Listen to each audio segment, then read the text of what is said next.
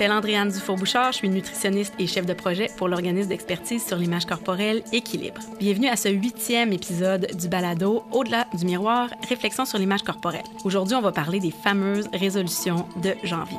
On sait que la perte de poids, ça arrive souvent en tête sur la liste des résolutions formelles ou informelles.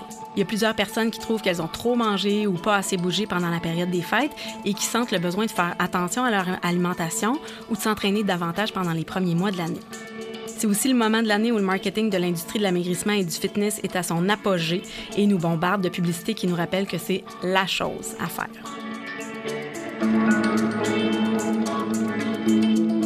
En octobre 2023, on a fait un sondage avec la Ferme Léger auprès de 1803 Québécois et Québécoises âgés de 14 ans et plus.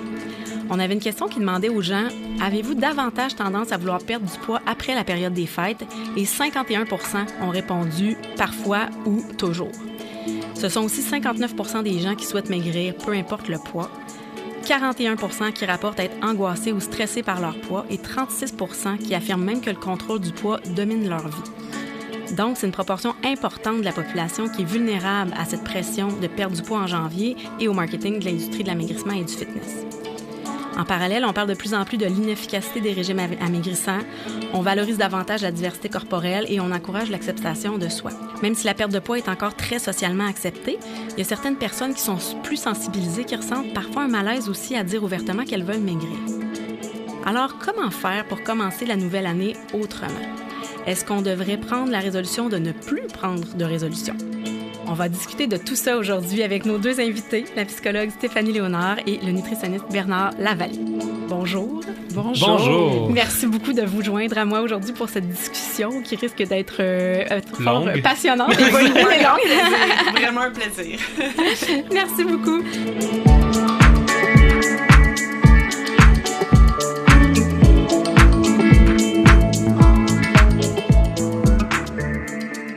Donc, avant de commencer, j'aimerais ça, si vous vouliez me parler peut-être un petit peu de vous brièvement. Je suis Stéphanie Léonard, je suis psychologue clinicienne, je suis spécialisée traitement des troubles alimentaires, image corporelle et fondatrice de l'organisme Bien avec mon corps. Moi, je m'appelle Bernard Lavallée, je suis nutritionniste, puis je fais de la vulgarisation scientifique depuis assez longtemps. Alors, avant qu'on entre dans le vif du sujet, je trouvais ça important qu'on prenne le temps de revenir sur justement la fameuse période du temps des fêtes. Parce que quand on y pense vraiment, c'est quand même à peu près 7 jours sur 365 jours. Je pense que des fois, les gens ont de la misère à avoir un pas de recul puis se dire hey, finalement, c'est pas si grave que ça. Puis souvent, les gens ont peur de tout détruire leur santé ou évaluent leurs habitudes de vie par rapport à cette semaine-là qui est vraiment pas représentative du reste de l'année. Donc, j'aimerais ça vous entendre.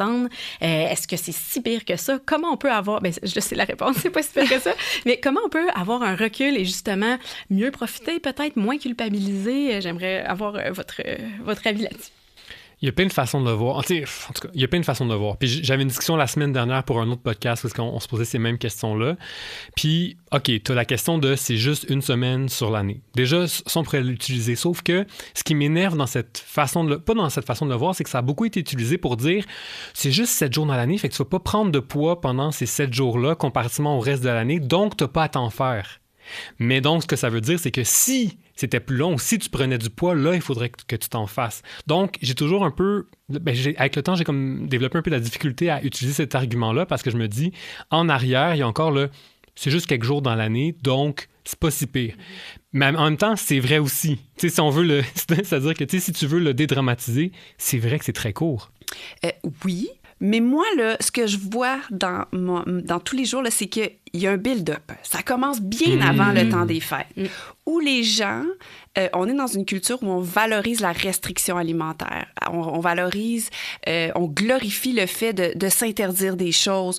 Peut-être pour la santé, on pourra en reparler tantôt, souvent pour contrôler sa silhouette.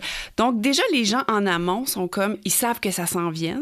Fait, je pense que ça crée une espèce de build-up, là, c'est un anglicisme, mais du fait que c'est comme si on s'attend à ce que ça soit quelque chose qui sort de l'ordinaire, culpabilisant, c'est comme un plaisir coupable. Puis en même temps, moi, je dis toujours, si on n'est pas restrictif dans la vie de tous les jours au niveau alimentaire, ça change quoi le temps des fêtes? Théoriquement, je ne devrais pas manger plus.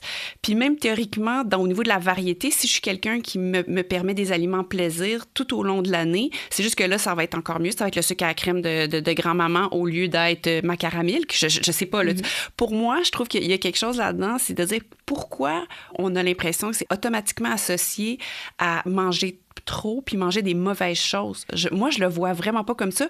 Puis quand j'essaie de désensibiliser certains de mes patients face à ça, ben on commence à manger de la tourtière puis des petits...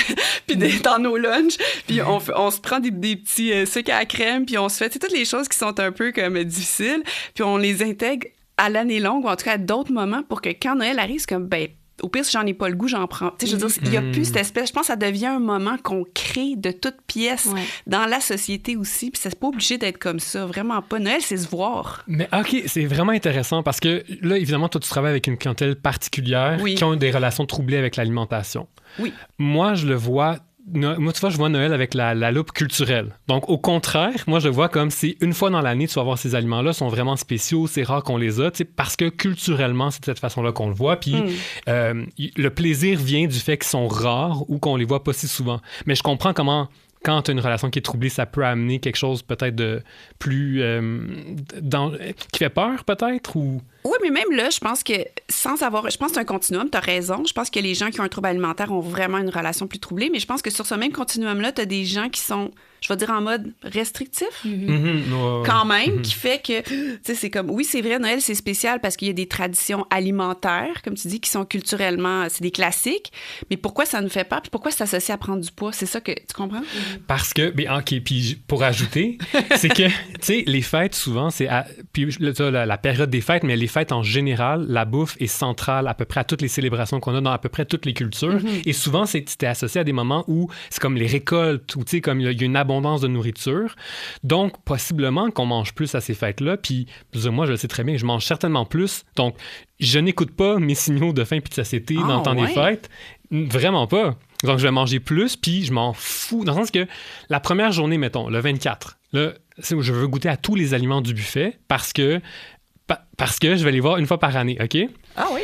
Mais la deuxième journée, peut-être que je commence à être déjà un petit peu écœuré. Puis je suis comme, ben, je les ai goûtés hier, fait que là, mon assiette a été un petit peu moins grosse. Puis la troisième journée, ben là, là, j'ai hâte d'avoir des légumes parce que, tu comprends? Donc, mais c'est pas du tout dans la restriction, c'est pas du tout, c'est vraiment le plaisir diminue parce que là, à un moment donné, c'est comme le mal de ventre qui vient avec dépasser. Puis tu satures au niveau du goût de certains aliments. Ouais. Mais moi, j'aime bien ce que tu dis, Bernard, mais ce que j'aime, c'est je me dis, je peux pas tout goûter. Ça sera pas possible. Donc, je me fais des petits doggy bags. Genre, j'aime ça. Fait que je rapporte toutes les choses que j'ai pas pu goûter. Les petits desserts, le fun. Parce que là, rendu au dessert, j'ai goûté comme à la tarte au sucre, au pudding chômeur, puis j'en ai jusque-là. Ben, je m'arrange pour pouvoir en avoir après, dans mes lunchs. Les journées d'après, j'y rapporte le lendemain matin. Fait qu'on dirait que en tout cas, mais ça, c'est moi. Mais c'est ça. Mais en fait, je pense que chaque personne a des stratégies différentes. Je vais aller t'emporter toute l'année. T'en feras des dégustations de sucre à crème dans ton lunch. On va se faire des parties de sucre à crème en juillet.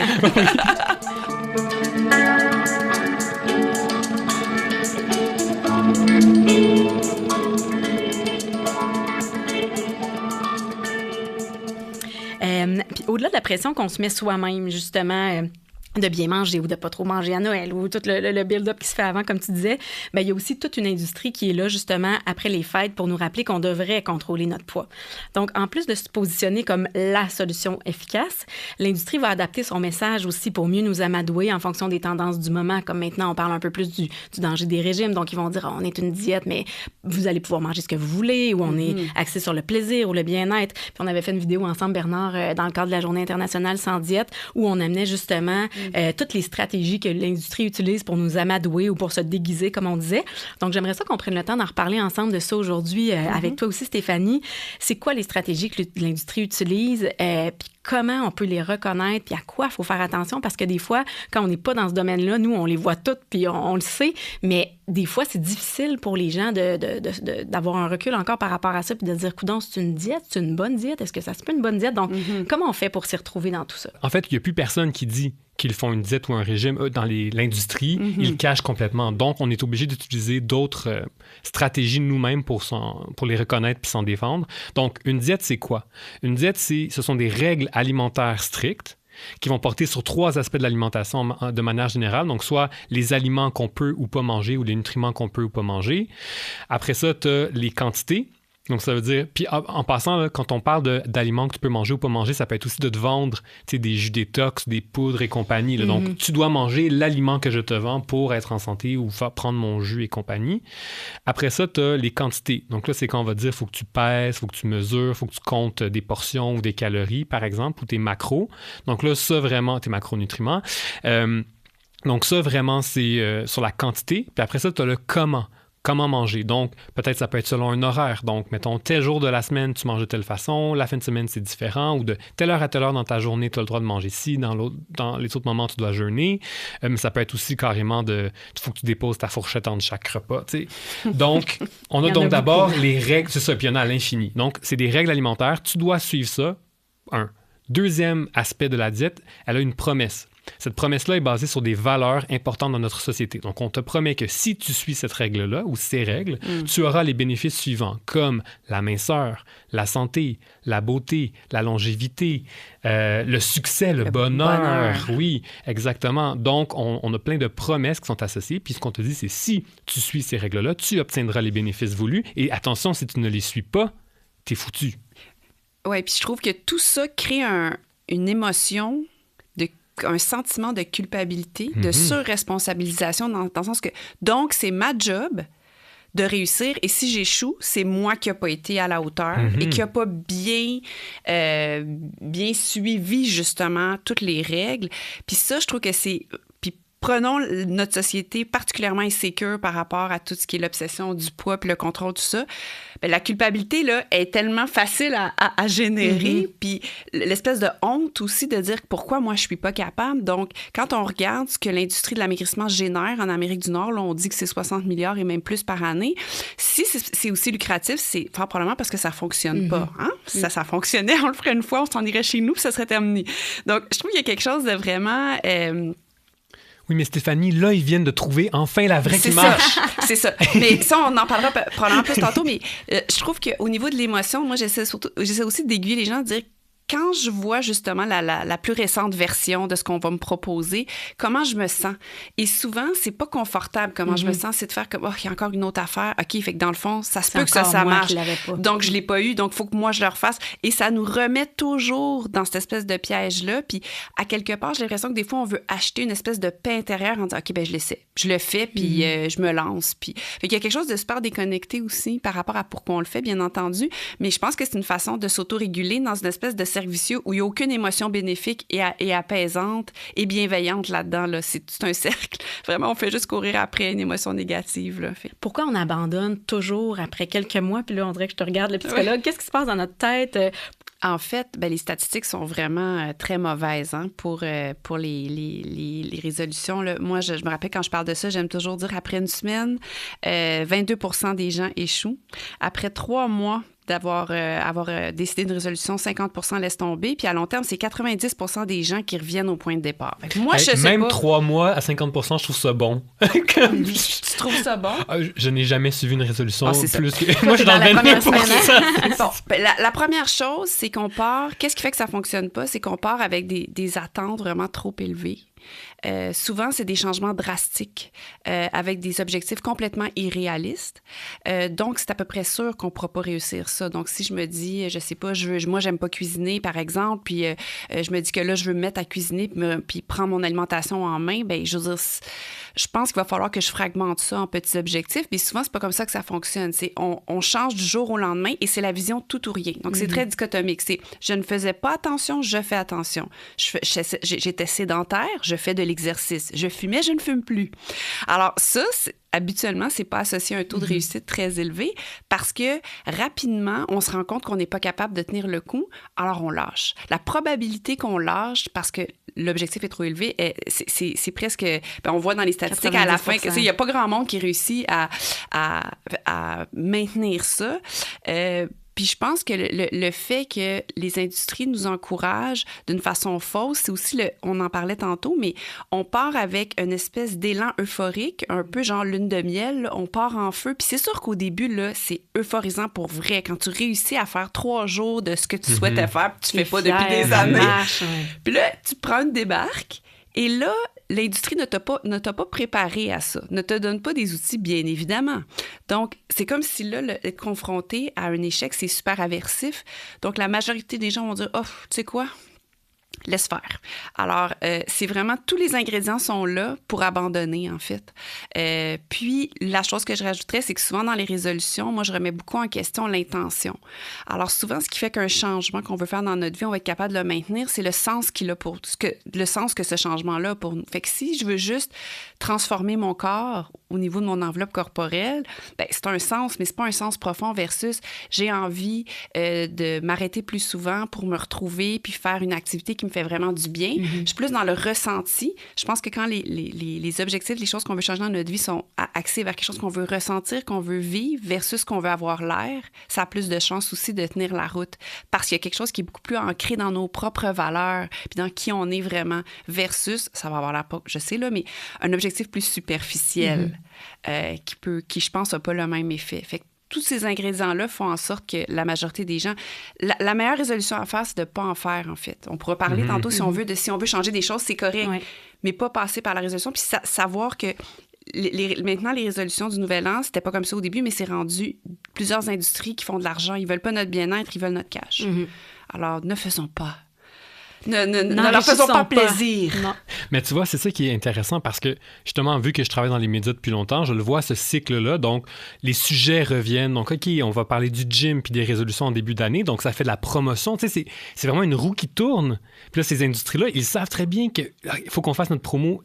Le 1er janvier, la promo commence, puis c'est de tel mois à tel mois, on sait que c'est là, puis ils misent là-dessus. Puis tu dis, si une industrie ne peut survivre que parce qu'ils savent qu'on va échouer, ça n'a aucun sens. Ouais. Puis je ne peux pas citer la source parce qu'on ne me le permet pas, mais j'avais, pour un texte que j'avais écrit, contacté des centres d'entraînement au Québec, que je nommerai pas, pour savoir le niveau d'achalandage. Et la majorité des gens qui s'inscrivent 12 mois, ils vont en moyenne 1 à 3 mois par année. C'est beaucoup d'argent investi. C'est dans leur plan d'affaires de dire, on sait que les gens vont pas vraiment venir. C'est incroyable. Écoute, ça peut, je veux dire, juste là, je veux dire, tu crées pas chez la personne une envie de bouger là, ou le plaisir. La personne, elle y va même pas la moitié de payer son abonnement toute l'année. Puis tu parlais tantôt aussi du fait que souvent les gens ils se disent « Oh mon Dieu, j'ai échoué », mais de creuser la raison, pourquoi ça n'a pas marché, au lieu de juste penser que c'est nous qui avons manqué de volonté, je trouve que c'est tellement important parce que justement, il y en a des gens qui vont rester au gym puis pour qui c'est l'endroit parfait, mais c'est pas la seule place où on peut aller bouger dans la vie. Donc, d'essayer de se dire, ben pourquoi ça n'a pas marché? Ah, ben j'aime ça, moi, le gym, j'aime ça être dehors, j'aime ça socialiser. Ah, ben peut-être que je pourrais aller dans un club de marche avec ma sœur ou ma voisine. Puis ça serait une bonne manière pour moi d'apprendre à bouger. Donc, je pense que de creuser justement puis de pas penser que c'est de notre faute, mais d'aller chercher à comprendre pourquoi ça n'a pas marché. Puis justement, ces échecs-là sont super importants, puis ils en disent beaucoup pour continuer dans le futur à améliorer nos habitudes de vie. Fait que je pense que c'est pas un réflexe qu'on a naturellement. Puis c'est surtout pas quelque chose qui va avec l'industrie de l'amaigrissement qui nous propose quelque chose de rapide et de simple, mais de se poser des questions. Je pense que c'est une bonne étape aussi. On parlera plus de solutions tantôt, mais pour commencer à trouver des choses qui nous conviennent vraiment. T'as raison, puis ça me fait penser à... Je pense qu'il faut aussi se questionner à savoir pourquoi en janvier... C'est pas nécessairement le 1er janvier, là, on est fatigué, c'est l'hiver, on vient de festoyer, on a eu plein d'émotions. C'est-tu vraiment le temps là, de se pousser dans le derrière? Peut-être que ce qu'on pourrait faire, c'est juste se donner un temps de réflexion puis penser s'il y a des choses. T'sais, on peut se faire une espèce de bilan de comment on se sent, comment on va, mais je pense qu'il faut enlever... Il y a comme un stress, là, vraiment par rapport à début janvier. Là, il faut que... New Year, nouvelle année, c'est ça. Exact. Et tous ces slogans qui entretiennent cette idée que... Puis les gens, souvent, retournent au travail. J'entends beaucoup ça dans mes patients aussi. Après leur congé des fêtes, je me disais, puis, qu'est-ce que t'as fait comme résolution? Oh boy! Tu sais, c'est rendu aussi... Okay, non, mais c'est rendu comme un... Faut parler plus de météo, là. Faut revenir à ce sujet-là. Oui, c'est ça. Une autre raison que j'essaie d'expliquer, que pour moi, qui est plus facile à comprendre sur pourquoi est-ce qu'on abandonne relativement rapidement, c'est la question du plaisir, tu sais. Parce qu'on n'est pas fait pour souffrir. Qui est capable... Puis tu sais, tu pourras me corriger, Stéphanie, mais tu sais, quelqu'un, mettons, qui souffre chaque fois qu'il mange et qui est capable de tenir cette souffrance-là sur le long terme, il y a un problème. Effectivement. Tu sais, donc c'est probablement quelqu'un qui a un trouble avec son alimentation, là, tu sais, qui a quelque chose qui se passe du moins, qui peut se dire comme, si chaque fois que je mange, je souffre, puis que je continue à le faire, non. Alors, la majorité des gens ont besoin de ressentir le plaisir. Donc, si on prend des résolutions ou on suit des diètes ou peu importe, où le plaisir n'est pas présent, ça ne marchera jamais. Puis je pense que c'est la raison principale pour laquelle les gens abandonnent. Un peu comme tu disais, là, les motivations internes et tout ça, là, c'est ça. C'est que si à l'intérieur de toi, c'est pas vraiment ce que tu veux puis que ça t'amène pas suffisamment de bonheur, t'arriveras pas à le tenir. Et tu as vraiment raison. Et la souffrance est aversive. Donc, naturellement, on est vraiment prédisposé à vouloir la fuir. Mais oui! Non, mais c'est ça! Oui, parce que c'est vraiment, vraiment un sentiment qui est hyper inconfortable. Donc, tu as raison. Puis on dirait que j'ai l'impression qu'on est pris en deux souffrances. La souffrance d'être mal dans notre corps ou de ne pas correspondre aux attentes de la société versus la souffrance de se priver. Puis des fois, une prend le dessus sur l'autre. Puis ça, c'est difficile parce que la motivation par rapport au poids, c'est tellement quelque chose de souffrant, c'est tellement quelque chose de jugé, puis c'est tellement quelque chose qui est associé à plein d'éléments positifs ou même ta valeur, comme tu disais tantôt, Bernard, que c'est difficile de ne pas avoir envie d'avoir des grandes aspirations puis de ne pas faire des grands changements quand on souffre autant. Mais je pense que l'idée, c'est aussi de se rappeler que c'est pas le bon chemin par là. Même si on veut, on va se ramasser dans un cul-de-sac finalement. Puis si on souffre autant, ben ça vaut la peine de consulter ou d'essayer justement un chemin différent qui va nous amener vers une autre issue que le fait de penser qu'on a encore échoué cette fois-ci. Mais c'est pas évident. Puis c'est tellement pas socialement dit assez ouvertement encore, même si on en parle souvent. Puis le marketing est tellement puissant et fort que c'est difficile de faire contrepoids aussi à toute cette industrie-là qui a un grand budget pour nous convaincre. Oui, beaucoup trop de budget. Puis justement, j'aimerais ça qu'on prenne le temps d'expliquer pourquoi ça fonctionne pas, les régimes. Ça aussi, on en a déjà parlé, mais j'ai l'impression que c'est quelque chose qu'on a besoin de dire puis de redire et que des fois, les gens captent d'une manière ou d'une autre en fonction d'où ils sont rendus dans leur processus. Mais on le sait, à long terme, c'est presque un peu comme des statistiques de résolution. Quand on décide qu'on perd du poids, ça peut fonctionner à court terme, mais le maintien de la perte de poids à long terme est très, très, très, très rare. Et en plus, souvent, il y a des études qui montrent même que le fameux yo-yo, donc le fait de perdre et de reprendre du poids, ça peut même être associé à long terme à gagner du poids. Donc, c'est comme si des fois, on se rend pas compte quand on s'embarque dans un régime que finalement, c'est contre-productif puis que peut-être on va même se ramasser à prendre du poids à long terme en plus d'écorcher au passage la relation qu'on a avec notre corps, avec la nourriture ou avec l'activité physique. Donc, pourquoi ça fonctionne pas, les diètes? Une des fausses croyances qui tient toute cette obsession qu'on a avec le contrôle du corps, c'est le fait que notre corps soit malléable, qu'on puisse faire ce qu'on veut avec, que c'est une question, en fait, de volonté, de courage, de bons moyens. Puis cette fausse croyance-là, elle nous tient vraiment parce que, on en parlait tantôt, ça nous responsabilise, mais c'est une fausse croyance. Donc, puis évidemment, c'est moins populaire et on n'a pas les budgets pour parler aussi ouvertement ou avec encore, en tout cas, tous les moyens forts, exactement. C'est ça que je voulais dire, de cette réalité-là. Moi, je vois la réalité du corps qui est, c'est pas vrai, qui est malléable, qu'on peut faire ce qu'on veut. On pourra parler de toute la composante génétique et tout ça. L'autre réalité dont on parle peu et pas assez fort aussi, c'est la réalité de la diversité corporelle. Le fait que là, dans le fond, nous, on est dans cet élan où tout le monde doit rentrer dans le même moule, ce qui est impossible. Fait que ces deux fausses croyances-là, c'est le fait que la diversité corporelle, on fait comme si ça n'existait pas. Dans le fond, c'est ton choix. Fait que si toi, t'es pas supposé d'être faite comme t'es faite, t'es supposé juste ressembler au modèle, en tout cas le plus possible. Je trouve que ces deux fausses croyances-là nous coincent. Fait que c'est de ça que je pense qu'il faut parler de plus en plus, là, aux jeunes ou aux moins jeunes, mais pour comme répandre la bonne nouvelle. Ouais. Mais le pire, c'est drôle parce que, tu sais, juste pour faire un petit peu de pouce sur ce que tu viens de dire, sur le corps qui est malléable, tu sais, je pense que ça vient beaucoup de la société de performance, de comme, je peux tout faire. Si tu veux, tu peux. Peu importe quoi. Puis, tu sais, moi, j'ai été élevé avec ces messages-là. Évidemment qu'ils n'étaient pas axés sur le poids. Je suis vraiment chanceux. J'ai pas une famille qui m'a du tout parlé de ces sujets-là, mais à un moment donné, ça rentre dans ta tête, puis tu te dis, ben non, dans le fond, si je veux faire quelque chose, je vais être capable éventuellement. Puis, donc, je pense qu'il y a une composante qui vient de là. Mais tu sais, quand moi je parle des diètes, je parle pas juste de perte de poids nécessairement. Tu sais, pour moi, une diète, ça peut être aussi pour viser la santé ou pour viser d'autres valeurs. Mais un truc qu'on peut dire, donc au-delà de il n'y a pas de plaisir, donc ça ne marchera pas sur le long terme, si on l'a dit, je pense que c'est une composante importante. L'autre, c'est notre corps, là, c'est quoi qu'il veut dans la vie? C'est vivre. Il veut que tu trouves de la bouffe. On vient de centaines de milliers d'années d'évolution, de famine, où le but premier de ton corps, on a développé plein d'outils dans notre corps pour être les plus efficaces à trouver de la nourriture, peu importe où elle se trouve, à la reconnaître et grâce à notre technologie, apprendre à la cuisiner, à la développer, à transmettre ces savoirs-là. Donc, on est fait pour trouver de la bouffe, on est fait pour manger et ton corps à l'intérieur de toi a plein de mécanismes qui s'assurent que dès le moment où tu n'en trouves pas suffisamment, on va mettre les bouchées doubles, sans mauvais jeu de mots, pour en trouver davantage. Donc, tu as des mécanismes, tu as des hormones qui vont se mettre à être sécrétées pour que tu aies encore plus faim, par exemple. Ou là, tu vas te mettre à penser à « Oh mon Dieu, il faut que je trouve de la nourriture. » On l'a ça beaucoup de des gens qui vont qui commencent à faire des diètes et qui là, finalement, se mettent à penser beaucoup, beaucoup plus à la nourriture. Ouais. Oui, mais ça, c'est biologique là, aussi. Il y a sûrement une composante psycho, mais le corps, il est fait pour ça.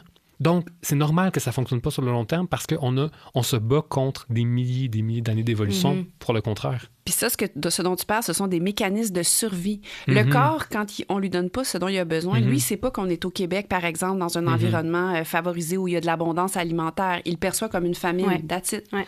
Donc, tous les mécanismes qui sont adaptés pour notre survie vont s'enclencher quand même. Puis c'est ça que les gens comprennent pas. Puis justement, quand les gens vont dire « je comprends pas », quand on parle du métabolisme qui ralentit, du corps qui fait des réserves. Puis les gens vont dire « je comprends pas, j'ai plus froid », ou les femmes vont dire « mon cycle menstruel est tout perturbé », tout ça, puis c'est comme...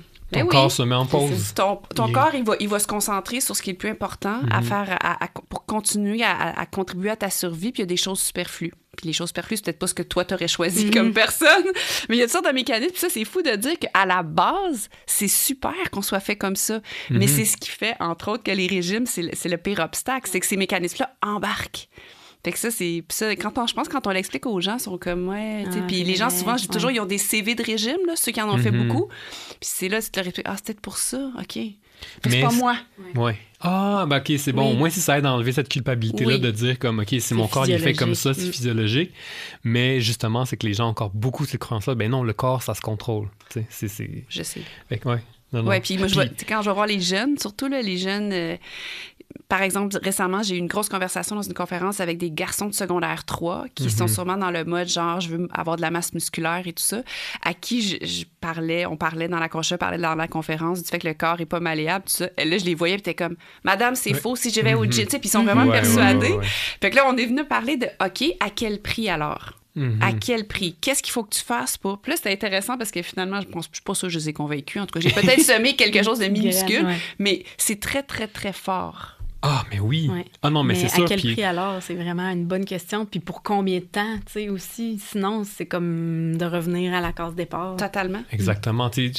Encore une fois, quand on regarde les diètes, on le voit, les gens sont capables de se restreindre pendant un certain temps. Mais pourquoi ça ne tient pas sur le long terme? C'est parce que le prix que ça coûte, le prix social ou de ta vie que ça va coûter pour le poursuivre est bien trop fort, donc tu l'abandonnes un moment. Donc, c'est vrai, c'est intéressant cette question-là du que ça te coûte. Puis dans le prix, moi, je fais toujours essayer d'évaluer la charge mentale. Je veux dire, on parle beaucoup du côté physiologique, mais la charge mentale qui vient avec le fait de faire un régime. Tu parlais un peu, Bernard, de tout ce qui est côté obsessionnel, puis souvent, on peut le faire comme exercice, de dire, c'est pas le fun de le faire, mais on peut s'imaginer que si on se dit, faut pas que je prenne ça ou faut pas que je mange ça, c'est sûr qu'on va y penser davantage, c'est documenté. C'est juste le fait qu'à partir du moment où on se l'interdit, c'est plus attrayant. Mais je trouve que ce côté-là de la charge mentale, là, les gens, ils comprennent de dire, OK, combien de temps je passe dans ma journée à me demander ce que j'ai pris avant, ce que je vais prendre après, les règles dont on parlait tantôt, qu'importe les règles qu'on a, essayer d'évaluer si je les ai suivies. Après ça, on a un événement social, là, ça vient tout débalancer. Ou, il y a toutes sortes de... La charge mentale, elle vient empiéter. C'est comme une tache d'encre qui va venir empiéter sur les autres aspects de ta vie. Puis ça, c'est abstrait, mais quand on prend le temps de s'arrêter puis de poser des questions puis de s'évaluer, si on est quelqu'un qui fait beaucoup de régime, on est obligé d'admettre que ça prend beaucoup de place.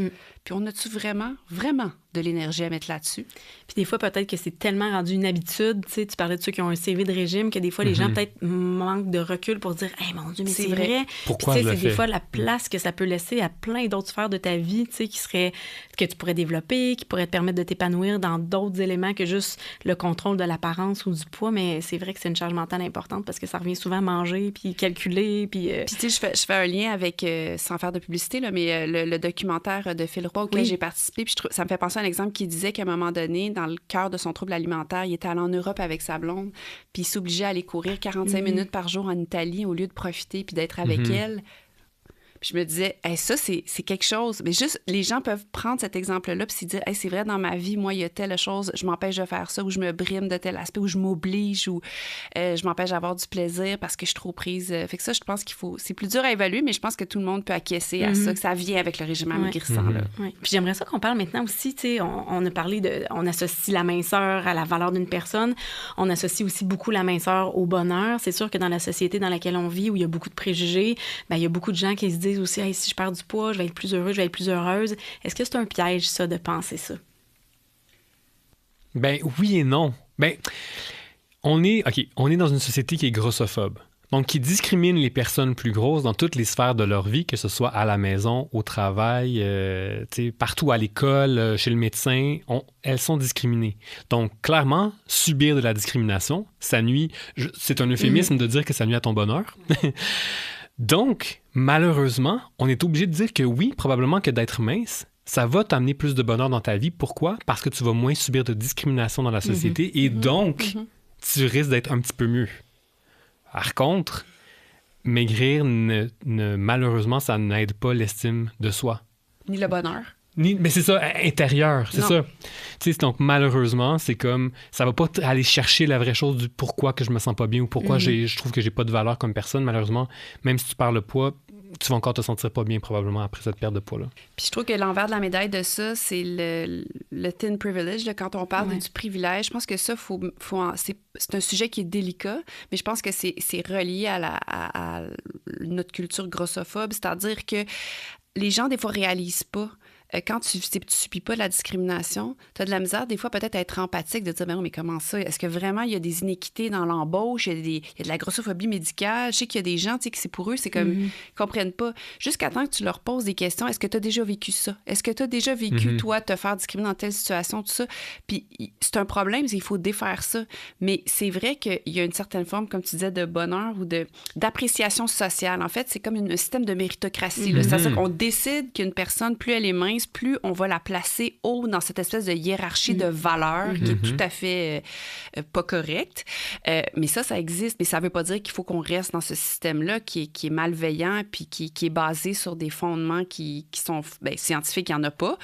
Puis c'est surtout des industries qui capitalisent sur ça. Je veux dire, il n'y a rien. Mais ça, je trouve que ça, c'est comme la chose dont on parle un peu, de dire, OK, est-ce qu'on a le goût de défaire ça, en fait? Parce que c'est très polarisé, mais malheureusement, il y en a des privilèges. Je veux dire qu'il y a des gens qui vont dire, depuis que, par exemple, j'ai perdu du poids, même si moi, je peux ne pas encourager cette démarche-là, il m'est arrivé telle chose, j'ai rencontré quelqu'un plus facilement, j'ai un service différent à tel endroit. Je peux pas nier ça. C'est vrai, mais c'est pas correct.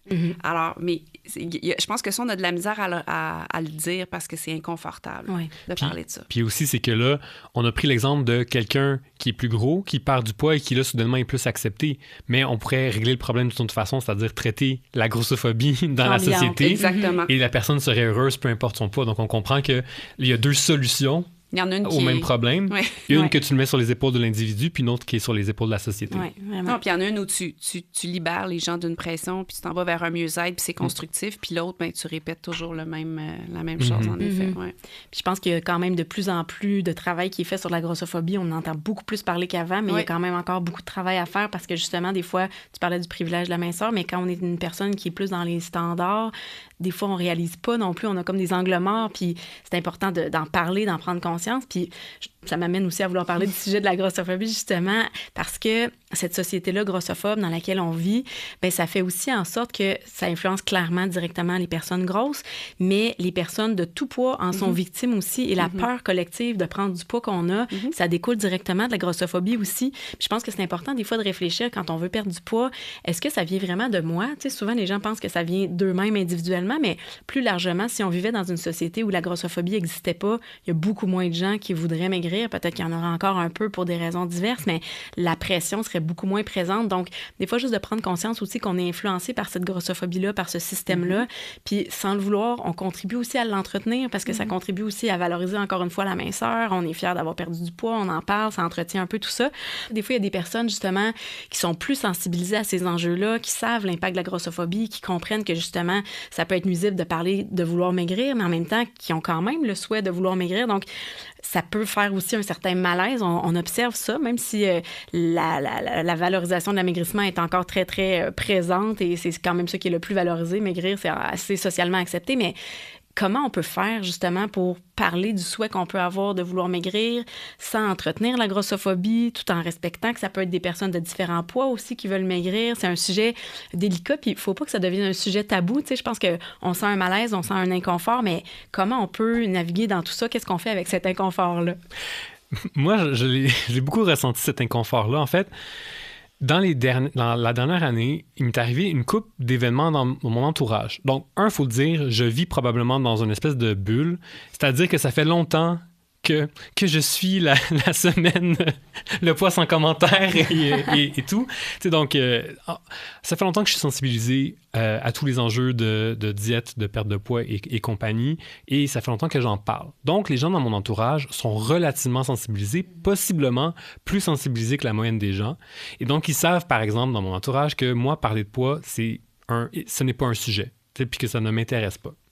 Peut-être que je suis allé trop à l'extrême parce que, dans les derniers temps, j'ai entendu des messages de la part de mes amis, de ma famille, où je sentais que là, ils avaient un malaise à me parler de leur désir de perte de poids. Exemple, quelqu'un qui va au gym. Puis là, il s'entraîne, tout ça, il a perdu du poids, puis il est content. Puis il me dit, là, tu sais, je vais au gym, puis j'ai perdu du poids. Ben, tu sais, mais c'était pas pour perdre du poids, là, c'est pour ma santé que je le fais. Puis là, après, c'est comme, puis il me dit, mais là, c'est sur mon poids à moi. J'ai-tu le droit de dire que je suis content de moi avoir perdu du poids? C'est-tu encore correct de le dire? Puis, fait que là, ça, c'est une fois. Une autre fois, c'est quelqu'un que je connais qui a commencé à prendre Ozempic. Puis donc, qui est un médicament donc, qui coupe l'appétit, qui fait perdre du poids, qui est très populaire présentement. Et elle s'en cache. Donc, elle ne le dit pas à personne parce qu'elle a honte de le faire. Ou, je pense qu'il y a comme un tabou peut-être autour de l'utilisation du médicament. C'est clairement utilisé pour la perte de poids. Dans des objectifs dits de santé officiellement, mais pas vraiment. Là. C'est vraiment plus la perte de poids. Bref, ça m'est arrivé une couple de fois de même, puis je me suis dit, OK, là, il y a comme un malaise sur des gens donc, ils vivent deux malaises à la fois. C'est-à-dire, tu as le malaise de « je suis pas bien dans mon corps parce que la société est grossophobe, puis parce qu'elle me dit que je suis trop gros puis que je devrais perdre du poids. » Puis j'ai le malaise de « quand je fais une démarche pour essayer de perdre du poids, là, on me dit que je devrais pas essayer de perdre du poids puis je devrais m'accepter dans mon corps. Et je suis donc malheureux dans les deux. Peu importe qu'est-ce que je choisis de faire, je fais la mauvaise chose. » Et donc, grosso modo, j'ai fait une publication sur Instagram qui parlait de ça, de dire est-ce qu'on a encore le droit de parler de notre désir de perte de poids? Et ça m'a amené une tonne de réactions. Je veux juste vous dire, c'était ma publication la plus populaire à vie sur Instagram. Donc, je pense que ça a touché une corde sensible, clairement. D'où les réactions. Exactement. Donc, c'est un sujet. En fait, c'est ça. C'est un sujet qui est très sensible.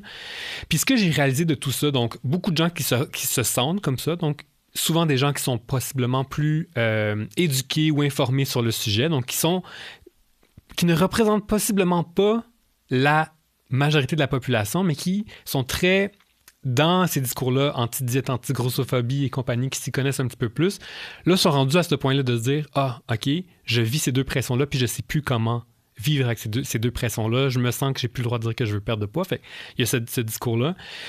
Mais à l'inverse, ce qui s'est passé, c'est que beaucoup de gens, surtout des gens qui travaillent plus dans le milieu du militantisme anti-grossophobie, eux, au contraire, étaient comme « Non, mais ce que tu dis, ça n'a aucun sens parce que nous, on vit encore la grossophobie à tous les jours et dans la société, c'est encore super valorisé de perdre du poids. Donc oui, peut-être qu'il y a du monde là, qui se sentent comme mal à l'aise de parler de perte de poids, de leur perte de poids, de leur désir de perte de poids, mais c'est une goutte d'eau comparativement à l'océan de grossophobie dans lequel on vit présentement. Donc, grosso modo, vivez avec votre malaise parce que nous, on en vit un bien plus gros depuis bien plus longtemps. Ce que j'ai trouvé super intéressant, puis tu sais, qui est super valide parce que, en fait, moi, ça m'a fait réaliser justement que j'étais comme, OK, ben dans le fond, je réalise qu'on vit dans deux mondes parallèles. Ouais. Puis je pense que c'est ça avec les médias sociaux, beaucoup, on peut tous vivre dans notre bulle puis avoir l'impression que, ben oui, tout le monde sait c'est quoi l'alimentation intuitive, tout le monde sait c'est quoi l'approche anti-diète, puis tout le monde sait c'est quoi la grossophobie, puis est super éduqué là-dessus. Donc, on peut aller plus loin puis se poser des questions, mais non. Puis l'autre truc aussi, c'est, je pense que ça m'a fait réaliser, c'était aussi peut-être ma position publique. C'est-à-dire que je pense que c'est important d'avoir ces discussions-là. Parce que, clairement, je le répète, c'est une publication tellement populaire que je comprends qu'il y a des gens qui souffrent en ce moment ou qui se posent ces questions-là. Donc, adressons-les. Il ne faudrait pas que ça devienne tabou. Mais je réalise que dans les discours publics, on n'est peut-être pas là encore parce que la grossophobie est encore trop présente. En tout cas, c'est le résumé que j'aimerais vous faire de ma compréhension. Écoute, je pense que tu parlais de souffrance. Il va falloir que chaque souffrance puisse cohabiter là, pour qu'on avance. Parce qu'on ne peut pas généraliser, puis c'est trop un sujet complexe. Mais pour répondre à ta question du départ, moi, je pense que je le sais parce que ça fait quand même plus de 20 ans que je pratique. Puis j'ai vu des gens dans des situations qui ont souhaité perdre du poids. Puis ma position, d'ailleurs, je sais pas ce que je prône pas ça, mais j'en suis venue à comprendre que pour moi, ma position, c'est quel est le motif de ta perte de poids. Quelle est ton intention? Donc, est-ce que si, par exemple, tu veux perdre du poids parce que toi, ce que tu veux, c'est avoir plus de mobilité ou parce que tu as mal à tes ligaments ou parce que tu as des problèmes de souplesse ou qu'importe là, OK? C'est différent pour moi. Puis c'est sûr que la personne, il faut qu'elle soit en mesure d'être honnête avec elle-même, d'un motif qui est purement esthétique, donc ou de désirabilité.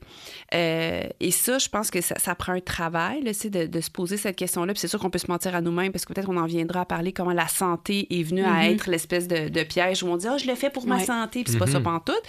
Puis beaucoup d'industries dans l'industrie qui ont utilisé ça aussi, on nommera pas de nom, comme pour cacher le régime. Mais bref, donc je pense que le motif, ça se peut qu'une personne veuille perdre du poids, mais ça se peut aussi que ça soit pas pour des raisons esthétiques. Et ça, je sais que c'est confrontant. Et il y a des gens qui vont me dire « Je te crois pas. C'est impossible. Je pense quand même pas que c'est la majorité des gens, là, on s'entend, mais il existe ces personnes-là, puis il faut que ces personnes-là aient le droit de parler de ce qu'elles vivent. Mais là, en ce moment, c'est en plus ta publication, Bernard, c'est ça. Je me disais, mon Dieu, on aurait besoin de nuancer parce que je me disais, faut qu'on parle parce que je trouvais ça important. Je trouve ça important ce que tu as fait, mais je me disais, c'est sûr que ça fait beaucoup réagir des gens qui souffrent qui sont victimes de grossophobie. Puis, fait que je pense que c'est vraiment d'être capable d'en discuter, mais ça existe, mais je pense que la majorité du temps, je vais être honnête, je pense que c'est pour des motifs esthétiques. Mais je sais, en ce moment, je pense à quelqu'un que je vois, que je suis, pour qui ce l'est pas, et c'est sincèrement pas ça, pour vrai. Et cette personne-là ne peut pas en parler. Parce que, exactement pour ce que tu disais. Je suis rendu à un point où évidemment, je ne remets pas en cause le fait qu'on se fait rentrer dans la tête depuis qu'on est jeune qu'il faut être mince puis que c'est une mauvaise chose parce que c'est pas vrai puis que la diversité corporelle, ça existe. Je ne remets pas ça du tout en cause. Mais j'ai même de la difficulté à condamner quelqu'un qui aurait des motivations de perte de poids pour la beauté ou la minceur, tu comprends? Tu sais, toi, tu dis il y a des motivations qui sont, tu sais, comme si c'est pour la santé ou peu importe, mais même dans le cas de perte de poids pour la minceur, j'aurais de la difficulté à lui dire... Oui, on peut la faire travailler puis lui dire, OK, mais c'est quoi la vraie motivation? Puis d'où ça vient, ce désir-là de minceur? Oui, ça, toi, mettons, dans ton bureau, ça se fait. Oui. Mais quand c'est ton ami, tu sais, quand c'est du monde dans ton entourage, tu comprends ce que je veux dire? Oui. J'ai comme de la difficulté, moi, à dire, ben là, tu sais, oui, je peux dire, ben non, mais t'es super beau, super belle comme ça, mais j'ai de la difficulté à dire, non, tu devrais pas perdre du poids pour... Parce que, voyons, c'est la grossophobie qui te fait croire ça, puis... Non, je suis d'accord avec toi. Tu comprends? Oui, mais je pense que, en tout cas, moi, je sais que là-dessus, je suis assez rigide, dans le sens que quand c'est pour des besoins esthétiques, on dirait que ça me fâche, parce que c'est comme si je peux pas... Puis je sais que là-dessus, c'est peut-être mon ange, là, je suis rendue vraiment plus rigide. C'est comme je me dis, libère-toi de ça, là. Pourquoi? Pourquoi? Ça finira pas. Mais je suis venue être capable de vraiment être très empathique par rapport à d'autres situations que je peux comprendre. Ça me fait un peu penser à tout ce qui est crémentiride, mettons. Pour moi, c'est un petit peu la même chose. T'sais, vieillir, c'est 100% normal. On vieillit tous, on va tous vieillir. J'ai goût de dire, c'est un privilège de vieillir. Mais c'est mal de vieillir dans notre société. Il ne faudrait pas que ça paraisse. Donc, maintenant, il y a des crémentirides qui est un processus normal de la peau, puis c'est 100% normal, mais... On nous dit que c'est pas correct, que c'est pas beau, puis qu'on devrait pas les voir. Alors oui, d'un côté, tu sais, je suis comme, ben oui, tu sais, battons-nous contre ces messages-là qui disent que faut pas avoir de rides et tout ça. Je suis 100% d'accord. Puis en même temps, quelqu'un dans mon entourage qui s'achèterait une crème anti-rides, même si, plus d'un point de vue scientifique, je trouve que c'est du n'importe quoi, tout comme des diètes. Oui. Mais j'aurais de la misère à dire comme, ben là, franchement, là, je sais pas. Ben moi, j'ai moins de misère dans mon entourage. Ouais. Mes amis sont tous brainwashés, puis je me gêne pas. Parce que j'aimerais brainwasher mes amis. J'ai la même position par rapport à la vieillesse, oui, par rapport aux interventions, puis je sais que on peut pas juger. Mais pour moi, c'est exactement le même scénario. C'est une belle analogie, c'est un bon exemple. Mais justement, arrêter d'acheter des crèmes anti-rides, puis laisser faire, c'est la même chose. Mais j'ai l'impression que des fois, les gens ils ont besoin aussi d'essayer pour faire certaines prises de conscience par eux-mêmes. Puis ça, on en a déjà parlé aussi entre nutritionnistes. Qu'est-ce qu'on fait quand il y a quelqu'un qui vient nous voir puis qui veut maigrir? Est-ce qu'on... Moi, je suis pas clinicienne, mais dans l'entourage aussi, on en parle souvent. Est-ce qu'on l'accompagne? Est-ce qu'on l'accompagne pas? Est-ce que c'est éthique de le faire? Mais des fois... Il y a aussi si moi je refuse cette personne-là, tu sais, elle va aller voir qui, un coach de perte de poids ou quelqu'un. Puis des fois, quelqu'un qui est bien encadré, tu sais, peut se dire, OK, moi j'essaie de couper telle affaire, puis après ça, va revenir en disant, hey mon Dieu, mais j'arrête plus d'y penser, puis j'ai de la misère à me contrôler. Puis là, le professionnel de la santé ou le nutritionniste ou la nutritionniste est là pour dire, ça c'est un effet normal, tu sais, voici comment tu pourrais, tu sais, en tout cas, accompagner la personne là-dedans. Fait que des fois, j'ai l'impression qu'il y a un cheminement qu'on n'a pas le choix de laisser faire. Là, on dirait que j'ai l'impression que c'est comme des parents qui veulent interdire certaines choses à leurs ados. Tu sais, il y a des choses qui doivent se vivre. J'ai l'impression que des fois, c'est un petit peu ça aussi. Mais je pense qu'en tout cas, la discussion qu'il y a eu sur la publication, ça montre aussi à quel point c'est beaucoup plus discuté qu'avant, puis que justement, la voix de peut-être que ça, c'est grossophobe, justement, ou de réfléchir à cet inconfort-là est beaucoup plus présente qu'avant. Puis ça, je pense que ça montre à quel point les choses évoluent dans le bon sens de ce qu'on veut. Mais je pense que tous ces enjeux-là sont pas encore tous répondus. Puis des fois, c'est un peu l'effet de balancier. Tu sais, on a tellement parlé de diète, là, après, on parle tellement d'acceptation, puis là, ça crée comme des pôles, puis la vérité est un petit peu, tu sais, entre les deux, puis il y a autant de situations qu'il y a de personnes des fois, mais... Puis ce que tu dis, ça me fait penser que moi, je mets souvent l'emphase sur le fait qu'il faut pas avoir honte d'être pris là-dedans. Faut pas avoir honte. Là, j'ai peut-être stigmatisé les gens qui utilisent la crème anti-rides, je suis désolée, ou qui font des régimes. Moi, j'essaie beaucoup là, de déculpabiliser les gens puis leur dire, ayez pas honte, on est dans une société qui nous a conditionnés, entraînés. Fait que c'est correct au fin fond de vous, là, c'est ce que vous vouliez, ce que vous vouliez perdre du poids ou que vous voulez pas avoir l'air de... Vous avez peur de vieillir. Fait que je pense qu'il faut pas induire la honte. Faut juste se dire, hey, on a tous en nous, à différents degrés, un certain niveau de grossophobie. C'est la société nous a entraînés comme ça. On le voit dans les études chez les enfants aussi jeunes que 4-5 ans. Fait que je veux dire, ils n'ont pas vécu grand-chose à 4-5 ans, fait qu'on s'entend. Fait que rendu là, je pense que c'est juste d'être plus dans une alliance puis dans une écoute puis dire, écoute, pas... Tu sais, je veux dire, là, j'ai l'impression que les gens disent, mon Dieu, elle est bien intense. Mais t'es comme à la défense parce que tu le sais, toi, avec ton recul, toute l'industrie qui bénéficie de ça puis à quel point ça nuit aux gens, tu sais, c'est de la protection. Oui, mais je vous confirme que j'accompagne. Puis de toute façon, Ozempic, moi, il est entré dans mon bureau depuis quelques années, donc j'ai des patients puis je les ai pas laissés tomber, là. Soyez rassurés, je les vois toujours, je les accompagne. Puis on fait ça ensemble, puis je respecte leur choix. Tu sais, c'est une démarche aussi. Fait que je voulais juste toucher ce côté-là parce que je trouve qu'on met, en voulant changer les choses pour faire attention, que si on culpabilise puis on rend les gens trop honteux de ce qu'ils pensent, ben on n'est pas du tout dans un esprit d'ouverture puis on favorise pas la réflexion. Mais je pense que t'as mis les mots, c'est ça que je cherchais. Ce que tu viens de dire, je pense que c'est ça, au fin fond de moi-même, là, je suis comme, OK, c'est exactement ça. C'est la question de, c'est normal que tu aies cette motivation-là parce que la société t'a brainwashé depuis toujours. Donc, je peux pas te condamner de le faire. C'est exactement ça. Fait que, merci, Stéphanie. Écoute, on fait une bonne équipe, Vraiment. Très bonne conclusion.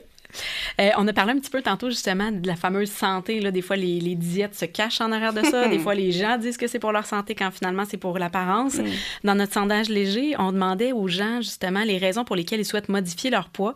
Il y a 61% qui disent pour se sentir mieux dans leur peau et 70% qui disent pour améliorer leur santé.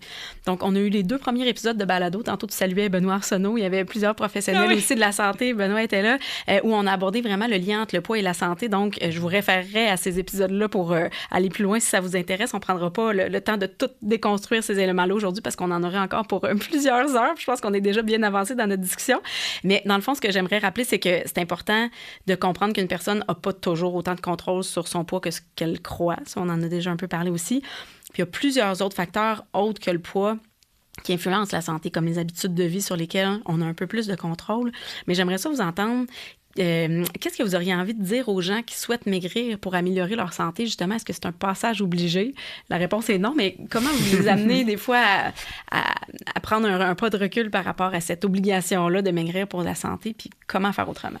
Bien, je vais répéter des choses. Hein. La répétition, c'est la mère de l'apprentissage. C'est ça que ma grand-mère disait. En tout cas, j'aime ça. En gros, là, une diète, c'est quoi? Ce sont des règles alimentaires pour un but précis. Ce but précis-là peut être la santé aussi. OK? Donc, je tiens juste à préciser que même quand la motivation, c'est la santé en tant que telle, ça peut être une diète quand même. Et donc, les mêmes pourcentages d'échecs sur le long terme sont exactement la même chose. Donc, si tu fais des changements alimentaires, mais que sont trop stricts, sont trop rigides, qui ne te font pas plaisir, qui ne sont pas bien intégrés à ta vie, ça ne marchera pas sur le long terme. C'est la même chose. Donc, que ta motivation soit la jeunesse, la beauté, le succès ou la minceur, malheureusement, on le voit, là, ça ne marchera pas sur le long terme. Donc, il ne faut pas se cacher non plus en arrière de « Ah, parce que c'est pour la santé, c'est différent. Non, pour moi, ça peut être une diète et c'est très souvent des diètes qu'on va se faire recommander, même pour la santé. Mm-hmm. Oui, je pense que c'est cette équation directe-là qu'on fait entre santé et poids. Qui on sait est fausse. Mm-hmm. Donc, c'est de dire non, ça passe pas par la perte de poids. Pourquoi? Ce serait quoi la logique derrière ça? En fait, si on veut améliorer notre santé et on doit l'améliorer, par exemple, toutes sortes de raisons, c'est vraiment nos habitudes de vie. Si tout ça génère une perte de poids, ça fera ça. Mais ultimement, on sait de toute façon que je perds du poids pour perdre du poids. C'est pas associé nécessairement à une meilleure santé pour tous. Donc, c'est vraiment d'y aller avec quel est mon objectif, avec des comportements qui sont beaucoup plus dans mes habitudes de vie, dans le ressenti, dans comment ça me donne de l'énergie, comment je me sens mieux, comment... Oui, c'est vrai, ma santé, être en meilleure santé, on le sent aussi à différents égards. Fait, le chiffre, premièrement, un pèse-personne, vous allez tout aller... Ben, vous pouvez faire un feu de camp, mais vous pouvez... Ça peut être une résolution, ça. Que ça balance en janvier. Écoute, on détruit ça, c'est tellement satisfaisant. J'ai donné ce devoir-là tellement de fois, puis c'est tellement comme... Ça sert absolument à rien. Fait que je pense que c'est faire fi du chiffre, puis se dire, OK, si vraiment c'est pas pour perdre du poids, ben d'abord, vous n'avez pas besoin de monitorer votre poids. Donc, si je comprends bien, on va changer les habitudes, mais vous allez vous défaire de votre pèse-personne. Puis là, les gens sont souvent... Mais non. Je suis comme, ben pourquoi on a besoin... Tu sais, fait que c'est comme de décider, en fait, que ce ne sera pas le chiffre qui va être un indicateur de ce qu'on réussit à faire ou de notre santé. Ça va vraiment être ce qu'on réussit à changer. Puis le ressenti versus ce qu'on a l'air. Je veux dire, le chiffre est... Mais ça, c'est tellement ancré. Puis là aussi, il y a une certaine valeur qu'on accorde à l'idée que des personnes minces sont plus en santé. Alors, toute l'idée qu'une personne qui est plus grosse coûte cher à la société, que, tu sais, toutes ces fausses croyances-là, de façon générale, ça, c'est très fort aussi. Fait que ça va au-delà, je trouve, de... L'espèce d'étiquette de santé est très chargée au niveau de la valeur qu'on va y attribuer en tant qu'individu. Puis une personne qui est en santé, même si elle n'a pas tout le contrôle sur sa santé, là, il y a des gens qui ont des conditions, bien évidemment, ben c'est comme si on va la trouver, on va l'admirer davantage, on va lui accorder une certaine valeur qui va être plus grande. Puis ça fonctionne pas. Là. Ou plutôt une personne qui a des comportements dits de santé, oui, aussi, qu'on attribue à la santé, parce que tu peux pas regarder quelqu'un pour savoir si c'est en santé ou pas. Tout à là. fait. C'est très souvent invisible. Ouais. Donc, mais tu as tout à fait raison, on va les mettre... Si tu adoptes des comportements que la société te dit qui sont associés à la santé, alors tu es une tellement meilleure personne ta valeur, que les autres. Puis ça, écoute, ça vient chercher le monde, là. Ils sont fiers de dire, oh, moi, je mange santé. Moi, je suis tout le temps... C'est quoi votre définition de manger santé? Ou, tu sais, c'est comme... Puis, est-ce que c'est agréable? Est-ce que ce que vous faites? Mais il y a quelque chose d'admirable. On admire. Fait que ça, c'est fort au-delà de la silhouette. Puis, l'autre truc aussi, c'est quoi la santé? Parce que notre vision de la santé est vraiment... pas loin, mais c'est pas nécessairement... Elle est incomplète. Je vais dire ça comme ça. Parce que très souvent, quand on parle de santé, on parle de santé physique. Donc, même en nutrition, là, souvent, les conseils qu'on va donner s'arrêtent à qu'est-ce qui est bon selon les études pour ton corps. Puis, même si on ne parle pas de poids, on va te parler de maladies du cœur, de diabète, de cancer. Donc, c'est quoi le bon carburant, entre guillemets, à mettre dans ton corps pour que la machine fonctionne bien? Mais ça, c'est une facette de la santé. La santé mentale, puis la santé sociale, où tous ces liens sociaux-là sont super importants. Donc, si tu ne vois la santé que comme le corps ou comme l'impact que ça a sur ton corps et que tu mets tous ces efforts-là, mais que ça délaisse soit ta santé mentale ou tes liens sociaux, alors tu ne seras pas nécessairement en meilleure santé. Puis très souvent, tu sais, je reviens à ce que tu disais à un moment donné sur qu'est-ce que ça te coûte de faire cette diète-là. Donc, à quel prix tu vas avoir le corps que tu désires. Mettons, si on parle de minceur ou la santé que tu désires ou peu importe comment tu veux le voir. Là, mais si ça touche à d'autres aspects et que ça te coûte ces aspects-là, au final, tu ne seras pas nécessairement en meilleure santé. Là. Oui. Parce qu'on sait que les gens qui vivent, par exemple, un niveau de stress plus élevé durant leur vie ou qui vivent plus de solitude, ça affecte leur longévité. Fait que c'est même pas des facteurs physiologiques, mais on sait que ça a un impact. Donc, c'est vrai ce que tu dis, tout à fait. Puis l'autre truc aussi que j'aime vraiment que les gens... Remettez en question, posez-vous la question, pourquoi je veux être en santé? Aussi. Parce qu'aujourd'hui, donc, quand tu parlais de la valeur morale, on appelle ça le santéisme là, ou healthism en anglais. Donc, aujourd'hui, pourquoi est-ce qu'on veut être en santé? Parce qu'il faut être en santé. Point. C'est ça. Donc, alors que c'est pas ça. En tout cas, moi, personnellement, puis chacun peut avoir sa raison, mais pour moi, être en santé, ça me sert à quoi? Ça me sert à vivre ma vie puis être heureux. Donc, de pouvoir faire les choses que je veux, point. Puis à la fin de ma vie, lorsque je mourrai, je veux pas que les gens disent « Waouh, il avait tellement un beau taux de cholestérol. Il est mort sans avoir eu le cancer. Waouh, c'est merveilleux pour lui. » On s'en fout. C'est d'autres choses que les gens vont dire de moi. Donc, des fois, de remettre en question puis de dire « Mais pour quelle raison je vais être en santé? » Puis que non, notre société nous dit qu'on devrait être en santé pour la santé, mais peut-être que c'est pas ça qu'on veut. C'est vrai, on a le droit de le remettre en question. Sans se poser de questions. Ouais, mais comme on a les bons et les mauvais aliments, on a les bonnes et les moins bonnes personnes. Les bonnes personnes étant celles qui sont très, très à cheval sur toutes les... ce qui supposément représente des comportements associés à la santé. Mais oui, puis ça va avec le contrôle, la perfection, la performance. Donc la C'est culpabilité. ça qui est encouragé. Puis, exact. Ouais. Je comprends. Puis dans les fois, le piège aussi, tu sais, quand on améliore nos habitudes de vie dans une optique de santé, mais poids sous-entendu, mais quand l'objectif, c'est juste le poids qui ne suit pas, puis que, par exemple, on cuisinait plus, on allait prendre des marches qui nous aidaient à gérer notre stress, qui nous faisaient socialiser, bien, on abandonne toutes ces habitudes de vie-là qui auraient pu avoir un impact positif, finalement, sur notre santé physique et mentale. Donc, c'est un piège, encore une fois, de passer toujours par le fameux objectif. Fait que moi, j'embarque dans le défi de jeter la balance parce que, dans le fond, on le sait qu'on n'a pas tout à fait le contrôle sur notre poids, donc c'est toujours de s'attarder à un objectif qu'on peut pas contrôler, tandis que les habitudes de vie, on peut. Puis ça aussi, des fois, on rentre dans... On a le contrôle, mais c'est pas facile toujours de changer des habitudes de vie non plus qui sont bien ancrées. Puis il faut se questionner, est-ce que j'ai le temps? C'est quoi la marge de manœuvre que j'ai aussi? Parce que des fois, il y en a des gens qui font déjà tout tellement bien qu'il n'y a plus une grosse marge de manœuvre puis sont à leur meilleur potentiel de bien-être et de santé. Puis ça aussi, on n'est pas tous égaux devant le poids ni devant la santé. Il y en a qui vont avoir des prédispositions génétiques à prendre plus de poids ou qui vont avoir des prédispositions génétique à avoir certains problèmes de santé, mais c'est pas directement cause à effet et effort investi. Donc, il faut aussi prendre conscience, je pense, de tout ça parce que ça influence beaucoup puis on n'a pas autant de contrôle que ce qu'on pense sur tous ces éléments-là, des fois. Là. Oui, au niveau des facteurs de stress ou de même traumatiques dans la vie d'une personne, c'est quand même, je ne vais pas dire un privilège, mais pour certaines personnes, s'occuper à assainir ses habitudes de vie puis tout ça, ça peut être ne pas être dans les priorités pendant certaines... Parce que tout simplement, il y a d'autres choses beaucoup plus importantes ou beaucoup plus difficiles à vivre. Fait je pense qu'il faut se déculpabiliser de ça aussi. Puis rendu là, ce qui fait de toi une bonne personne, c'est que tu canalises ton énergie à ce qui est le plus important en ce moment, tes vrais besoins, puis les gens qui sont importants pour toi. Fait que ça, je pense qu'aussi, on a l'air de penser que tout le monde a le temps de s'arrêter puis faire des... Mais tu sais, il y a des gens qui... Ça peut être des struggles socio-économiques, ça peut être des problèmes de santé mentale, de la maladie dans la famille, vraiment de la perte d'un être cher ou qui vient tout chambouler ta vie, qui fait que, hey, on peut-tu comme... C'est pas ça. Là, en ce moment, prendre soin de ta santé, c'est processer ce qui se passe, puis être accompagné, puis prendre soin de toi. Fait que je trouve aussi que ça fait... On dirait que c'est comme un mandat que tout le monde devrait adopter, mais comme en prenant pour acquis qu'il n'y a pas tant de choses...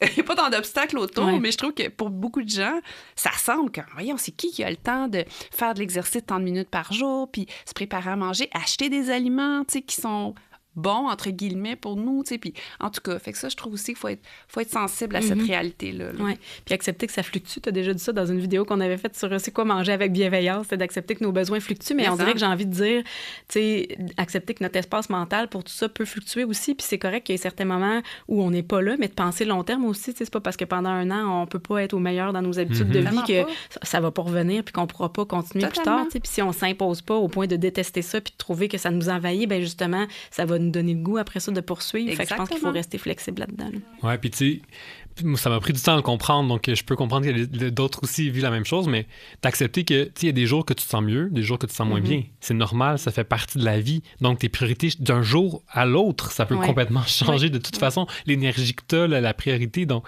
Mais on est tellement censé être performant tous les jours, alors que c'est même, je vais vous dire, physiologiquement impossible d'être à son maximum tous les jours. Zéro. Impossible. C'est vrai. T'as raison. Fait que là, on a beaucoup parlé des stratégies que l'industrie utilise pour nous amadouer, de la peur collective de prendre du poids qui est conditionnée par la grossophobie ambiante. On comprend aussi que les diètes, ça fonctionne pas, que la perte de poids, c'est pas la seule façon d'améliorer notre santé. Qu'est-ce qu'on fait pour avoir des attentes plus réalistes par rapport à notre poids?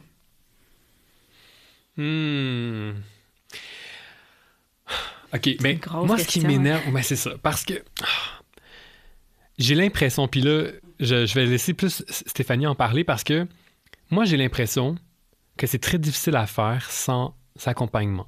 Mais peut-être que tu vas me dire non, mais j'ai l'impression que sans avoir soit un accompagnement avec une nutritionniste ou une psychologue, faire ce cheminement-là, c'est tellement difficile parce que les messages qui valorisent la perte de poids sont imbriqués depuis notre naissance, nous sont dits partout, c'est tellement fort, c'est tellement puissant que se battre seul contre ce discours-là, puis d'arriver à l'intégrer, puis de dire c'est pas vrai, puis de comprendre pour vrai, puis de l'intégrer, j'ai l'impression que c'est tellement difficile que je vois pas comment on peut aller jusqu'au bout. En tout cas, je pense que pour beaucoup de gens, ça doit être vraiment difficile, puis il faut avoir un accompagnement.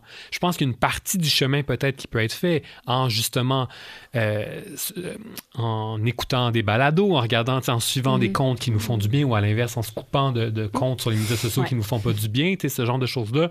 On peut faire un bout du chemin, mais moi, on dirait que j'ai l'impression de plus en plus que ça doit être vraiment difficile de s'en détacher complètement sans avoir de l'aide comme personnalisée, je sais pas. Oui, mais pourquoi faudrait avoir des attentes par rapport à notre poids? J'aime beaucoup parler du poids naturel, qui est pas le poids santé, bien évidemment, basé sur un outil désuet et très mauvais, qui est l'indice de masse corporelle, que vous pouvez brûler avec votre balance. Comment on fait pour brûler ça, Agnès? Je sais pas. Je suis sûre qu'on peut trouver des petites façons. Donc, je pense que c'est justement de réaliser qu'on est tous prédisposés à avoir un poids qui se situe dans un intervalle qui est le nôtre. Comment on fait pour le trouver? Souvent, c'est la question que moi, je me fais souvent poser. Mais c'est quoi mon poids naturel? Pour que je sache. Tu sais, parce qu'ultimement, on ne choisit pas notre poids comme on pourrait choisir notre corps sur un rack dans un magasin. Donc, c'est justement notre poids naturel, on l'atteint quand il n'y a pas de restriction, quand il n'y a pas de compulsion, quand on est dans une espèce d'équilibre de manger pour avoir suffisamment d'énergie, mais qu'il n'y a pas d'aliments interdits. Quand on bouge, mais minimalement, on peut jardiner. On n'est pas obligé d'être au gym avec un entraîneur 3 fois par semaine. Puis on se retrouve à être dans cet intervalle qui est le nôtre. Puis rendu là, là, c'est là à savoir que si on réussit à se rendre là, puis c'est là où Bernard, t'as raison, il y a des gens qui disent « OK, je l'ai fait, mais moi, mon poids naturel, là, ça marche pas. » Alors, fait que là, on est plus dans la portion acceptation. Puis là, il y a une injustice, en fait, qui est dommage, mais qui fait que de par le modèle de beauté réaliste qu'on nous propose, il y a des gens qui se rapprochent plus naturellement, leur poids naturel, de ça que d'autres. Alors, il y a une injustice dans l'intensité du travail qui va être à faire. Mettons qu'on se rend à ce point-là. Mais ultimement, moi, j'essaie vraiment de dire aux gens, regarde, tu sais comment te restreindre. Souvent, les gens, ça, ils l'ont expérimenté. Alors, tu pourras toujours y revenir. Je ne serai pas celle qui va t'accompagner, mais sache que tu peux faire ça. Avant de continuer comme ça toute ta vie, puis d'avoir cette charge mentale et tout ce qu'on parlait depuis tantôt, est-ce que tu voudrais pas te donner la chance de te rendre à ce point, de voir quel est ton poids naturel à toi? Et si tu décides d'y renoncer, ça sera ton choix. Mais là, tu fais un choix, puis t'es pas conscient ou consciente de toutes les répercussions. T'as peur de quelque chose, parce que c'est ça la grossophobie. T'as peur que ton poids naturel, ça soit que tu t'en prennes, que ça arrête pas, ou que ce qui est totalement impossible, ou que ça soit un poids qui soit intolérable pour toi. Donc, j'amène les gens, puis souvent, c'est ce que j'aime, mais encore là, je sais que ça vient confirmer le fait que ça prend un accompagnement, mais de réaliser qu'on a plus à gagner, justement, en qualité de vie, en liberté, en espèce de empowerment. Il n'y a pas de mot en français, mais de dire comme, hey, tu sais, j'ai comme réussi à être bien par rapport à ça. Mais c'est sûr que ça va pas être un travail qui va être équitable pour tout le monde. Mais ultimement, on peut pas avoir vraiment d'attente par rapport à notre poids, sauf celle qui est de trouver quel est le poids qu'on est supposé avoir, puis après ça, voir qu'est-ce qu'on fait avec ça. Puis habituellement, une chance parce que j'aurais lâché ma job, mais j'aime ce moment où les gens vont faire « Hey, tu sais quoi, j'aurais jamais pensé de dire ça, mais je reviens pas en arrière. » Puis je dis pas que c'est facile, puis je dis pas que ça s'est fait... Puis évidemment, ça s'est fait accompagner, mais je pense qu'il y a quand même des gens qui sont capables de le faire sans nécessairement un accompagnement de ce type-là. Puis il y a aussi tout l'impact de la famille et de l'éducation. Il y a des gens qui ont eu la chance de grandir dans des environnements où il n'y a pas eu cette pression, où les parents ont fait bon office de filtre et qui ont su injecter du scepticisme chez leurs enfants et qui en avaient eux aussi suffisamment pour faire une espèce de buffer là, et puis créer une espèce de microclimat non grossophobe. Là. Alors ça, c'est sûr que ces gens-là ont plus d'outils au départ, mais ces outils-là, on peut les acquérir à n'importe quel moment, je trouve. Mais c'est... Oui. Et tu bouges B.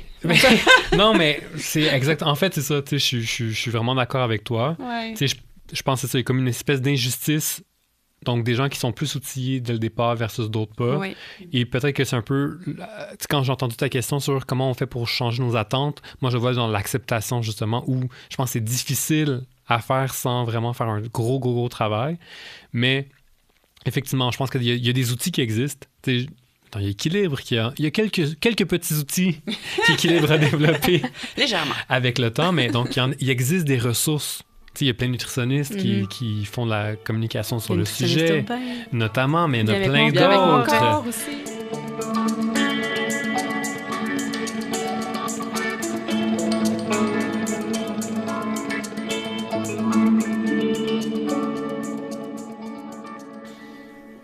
Tantôt, tu parlais, Bernard, d'acceptation aussi. Ça aussi, je trouve que c'est important parce que les gens, souvent, ont tendance à interpréter l'acceptation aussi juste comme le lâcher-prise, renoncer à notre santé. Et tout ça, c'est souvent mal interprété, mais je trouve que le lien avec le poids naturel, pour moi, fait que c'est vraiment très complet. Tu sais, l'acceptation, c'est aussi de se dire, à partir du moment où je suis toujours en combat contre l'inatteignable, qui est le poids que j'aimerais avoir, mais qui n'est pas mon poids naturel, ben quand je cesse ça, puis que je me sens bien, puis que, comme tu décrivais tantôt, ben là, j'ai comme pas le choix d'accepter finalement ce qui est là au niveau de mon apparence ou de mon poids. Puis c'est là que ça devient quelque chose de positif parce que ça te permet après ça de passer par-dessus puis d'aller plus loin puis de vivre ta vie de façon épanouie sans toujours penser à ça. Donc ça aussi, je pense qu'il y a une fausse croyance de lâcher prise, de renoncer à notre santé, de tout ça. On prend plus soin de soi, on se laisse aller. C'est tout le contraire. Il y a comme de la négligence quasiment par rapport à nous-mêmes, ce qui est faux. Ouais.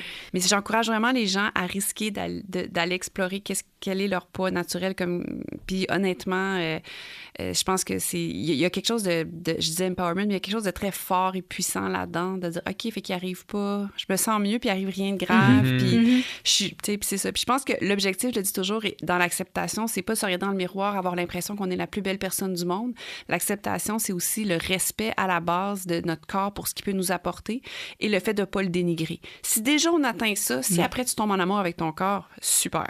Mais je pense que cet objectif d'aimer notre corps, c'est correct. Je veux dire, on a tellement de conditionnement par rapport à des silhouettes qui sont irréalistes. Je pense que, je veux dire, c'est correct de dire OK, cette partie-là, j'aurais pas choisi celle-là, puis c'est pas grave, mais d'être dans l'acceptation, pour moi, c'est principalement le respect et le non-dénigrement. Tandis que des fois, les gens font comme je serais jamais capable de trouver que ça, c'est beau. OK, mais c'est correct. L'idée, c'est pas de tout aimer. Puis qu'est-ce qui détermine? Ton œil, ton cerveau est entraîné à trouver certaines caractéristiques belles.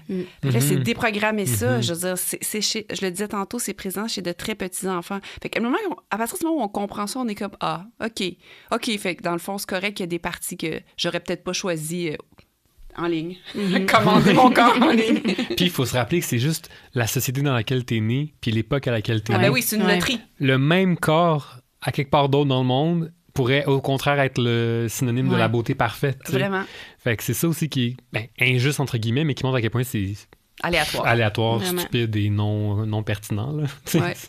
C'est pour ça, je pense que la valorisation de la diversité corporelle, d'en montrer davantage, puis de suivre des comptes, tantôt tu parlais de s'abonner ou se désabonner, ça a un impact aussi. Ça peut avoir l'air d'un petit truc facile, mais c'est vrai que c'est pas un petit truc très difficile, mais ça nous conditionne à voir autrement les choses, puis à réhabituer notre œil aussi. Puis je pense que ça, il faut le faire encore plus, parce que malgré tout, ce qu'on voit dans l'entourage, dans les médias, dans les émissions, la minceur est encore très surreprésentée, où il y a encore plein de stéréotypes quand c'est des personnes plus grosses, ou ça arrive tellement souvent quand on fait des entrevues dans le cadre de nos campagnes, ils abordent le sujet du poids ou des commentaires sur le poids, puis là, on voit encore et toujours les mêmes images où est-ce qu'on voit une personne grosse, pas de tête. C'est des images qui sont dénigrantes puis sont toujours présentées sans que les gens y réfléchissent. Donc, d'essayer de prendre conscience de ça aussi. Là, tu parlais d'injecter un petit peu d'esprit critique dans nos enfants, mais dans nos têtes d'adultes aussi, de se conditionner à développer notre esprit critique. Là, je pense que c'est quelque chose d'important aussi. Là, on a parlé de plusieurs résolutions qu'on pourrait prendre au lieu de prendre la résolution de perte de poids, comme jeter notre balance, brûler notre indice de masse corporelle. De travailler aussi à découvrir notre poids naturel, de s'accepter. Est-ce qu'il y a d'autres choses qui vous viennent en tête ou que vous dites, soit dans tes messages de communication, Bernard, ou toi, dans ton bureau, Stéphanie, pour aider les gens à faire la paix un peu avec ce moment de l'année-là qui est difficile et à prendre, en tout cas, des résolutions ou pas, mais qui vont être axées sur d'autres choses que le poids? Les résolutions, c'est très intellectualisé, très théorique, très sur papier. Donc, c'est même pas du ressenti souvent. Fait que pour ressentir quelque chose, il faut que tu t'arrêtes. Puis qu'est-ce que tu aimes dans ta vie en ce moment, qu'est-ce que tu aimes moins, qu'est-ce qui te fait du bien, qu'est-ce qui te fait moins. Et puis c'est correct, je trouve que c'est très sain de vouloir changer, améliorer, modifier des choses. Mais dans une optique de processus, puis comme je disais, il y a différentes façons de le faire, puis de le faire tout au long de l'année, tu sais, de lâcher le 1er janvier. Je peux-tu décider que moi, mettons, le 1er de chaque mois, où je dis n'importe quoi, là, tu sais, je m'arrête, ou un dimanche, chaque dimanche, je prends un moment, je vais prendre une marche, puis comment ça va, comment ça a été. Je peux, à petite dose, ça a l'effet de vouloir changer des choses pour se sentir mieux, mais d'une autre façon complètement. Ouais. Moi, tu vois, mais c'est un peu dans le même sens, mais je me disais de prendre le temps de se poser la question du pourquoi. Pourquoi je veux prendre cette résolution-là? C'est quoi, là, vraiment? Puis je veux-tu vraiment la prendre? Puis si je veux la prendre, OK, pourquoi? Puis si, dans le fond, on ne tente pas vraiment de la prendre, pourquoi? Puis y a-tu quelque chose d'autre qui me ferait plus plaisir de prendre comme résolution? Fait que juste de faire, puis de vraiment s'écouter, puis de prendre le temps de faire ce petit travail-là, de réfléchir à cette résolution-là. Parce que, on va dire tout de suite, si la réponse, c'est parce qu'il faut le faire, mauvaise réponse. On met ça dans le feu avec le reste. Oui, c'est ça.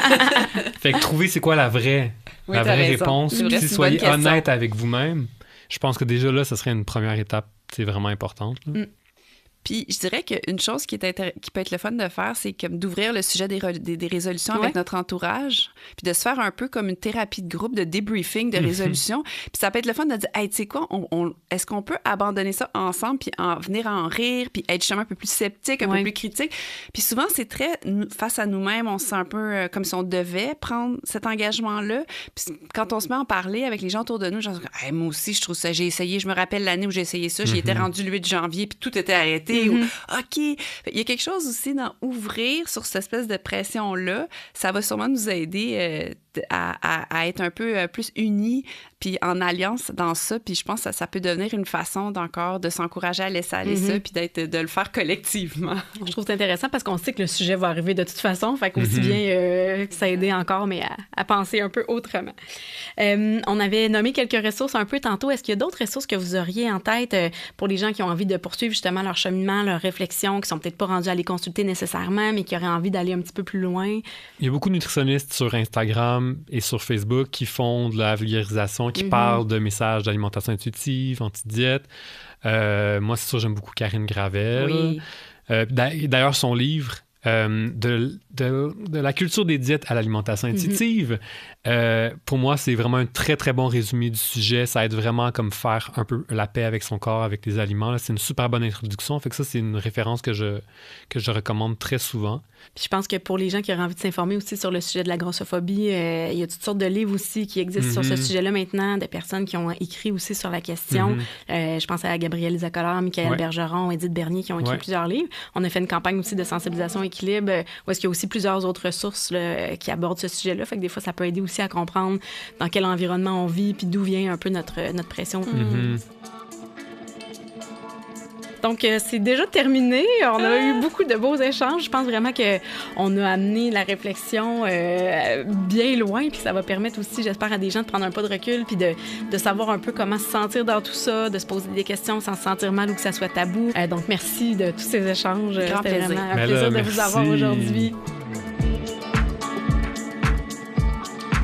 Si vous avez aimé le contenu qui est abordé dans ce balado et que vous avez envie d'en apprendre plus sur tout ce qui touche à la relation avec le corps, la nourriture et l'activité physique, vous pouvez vous rendre sur équilibre.ca ou nous suivre sur les réseaux sociaux Instagram et Facebook à Groupe Équilibre. On partage d'ailleurs aussi beaucoup de contenu de d'autres qui sont un peu dans la même lignée, donc ça peut permettre de découvrir aussi des nouveaux comptes à suivre.